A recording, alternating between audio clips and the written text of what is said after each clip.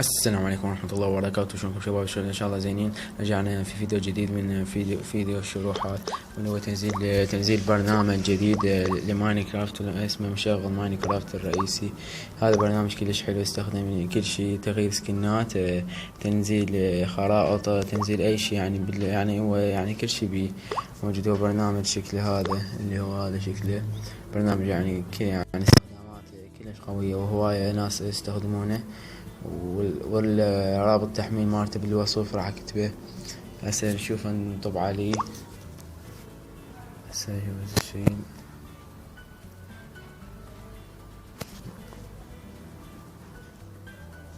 عليه بس.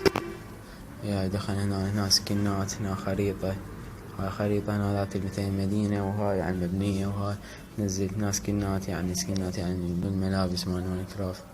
هنا ذني بعد ما ادري سيج زي ما شلون ننزل على خريطة ندوس. هاي مثلا المدن، هاي هنا قل لك تنزيل، هاي هنا تنزيل، هاي قل لك خرائط يعني مدن شلون، يعني ما ادري واحد ما يريد يبني. هاي هنا موجودة اي خريطة تريدها هنا موجودة، وهاي مكتوبة قوتها. مثلا الساعة واحد ميجا بايت، واحد ميجا بايت، واحد ميجا، هاي اثنين اوكي. هاي هيك يعني واحد ذاتي تنزل، دوس على هاي التنزيل راح ينزل. هواي يعني اكو مدن هواي كلش كبار يعني يبطل لين سنين، ويعني هواي يطلع من هنا وهنا واحد يعني، وهكذا يعني. هنا سكنات وشغلات تريد، خرائط بيها كل شي، يعني اي شي ماينكرافت موجود هنا. سيرفر مثل بس هاي لا اسمه، لا اهم شي ذني هو يعني شغلات فيه بعد، يعني ما يعني ما مكتشفين يعني. المهم هو هذا البرنامج الجديد اللي اسمه مشغل ماينكرافت الرئيسي، موجود متجر بلاي متجر بلاي واي مكان. يعني انا راح كتبت الرابط، راح اكتبه بالوصف.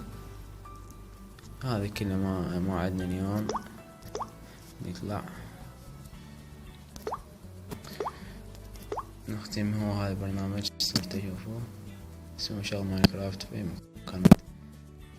هذا طبعا يعني هو قليل، يعني ياخذ قليل، ما ياخذ وايد ترى.